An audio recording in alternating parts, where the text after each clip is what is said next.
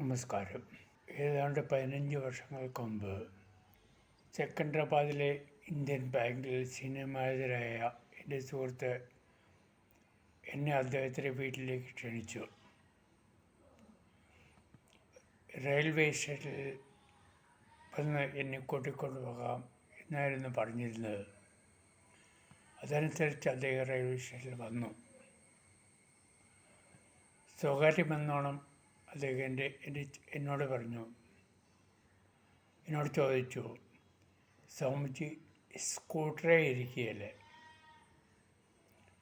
എനിക്ക് അത്ഭുതവും അതേസമയം അഭിമാനവും തോന്നി. സീനിയർമാരായ ഒരു വ്യക്തിക്ക് സ്വന്തമായിട്ടൊരു കാർ പോലും ഇല്ലല്ലോ എന്നോർത്ത് അത്ഭുതം തോന്നി.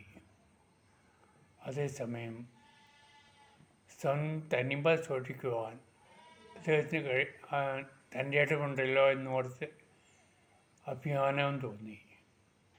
ഇന്നത്തെ സമൂഹത്തിൽ മൂർത്തരൂപങ്ങളായ ഡോക്ടർ, എൻജിനീയർ, പ്യൂൺ,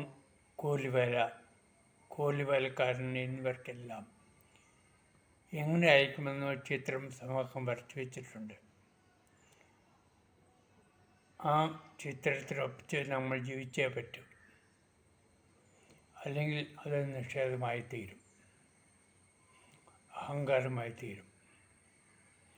അതുപോലെ അമൂർത്തങ്ങളായ സത്യം, സ്നേഹം, നന്മ, തിന്മ, വിജയം, പരാജയം എന്നിവയ്ക്കെല്ലാം സമൂഹം ഓരോ ചിത്രങ്ങൾ വരച്ചു വച്ചിട്ടുണ്ട്. ഈ ചിത്രങ്ങൾക്കനുസരിച്ച് നമ്മൾ ജീവിച്ചേ പറ്റൂ, ഇല്ലെങ്കിൽ നമ്മൾ പുറന്തള്ളപ്പെടും. ഇതാണ് ഇന്നത്തെ യുവതലമുറ നേരിടുന്ന ഏറ്റവും വലിയ പ്രശ്നങ്ങളൊന്ന്. കാരണം അവർക്ക് തനിമയോടെ ജീവിക്കാൻ സാധിക്കുന്നില്ല. മുൻ പറഞ്ഞ സീനിയർ മാനേജർ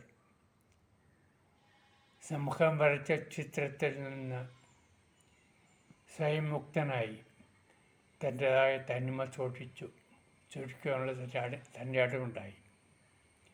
തനിക്ക് ആവശ്യമില്ല ഒരു കാറുണ്ട് എന്നറിഞ്ഞ് അതില്ലാതെ ഇരിക്കുവാനുള്ള തിരഞ്ഞെടുപ്പുണ്ടായി. അതുപോലെ ഏത് തുറയിൽ ആയിരുന്ന വ്യക്തിയും തൻ്റെ അടുത്തോടെ തനിമ സൂക്ഷിക്കുവാൻ സാധിച്ചാൽ ഈ സമൂഹം മാറും എന്നെനിക്ക് തോന്നുന്നു.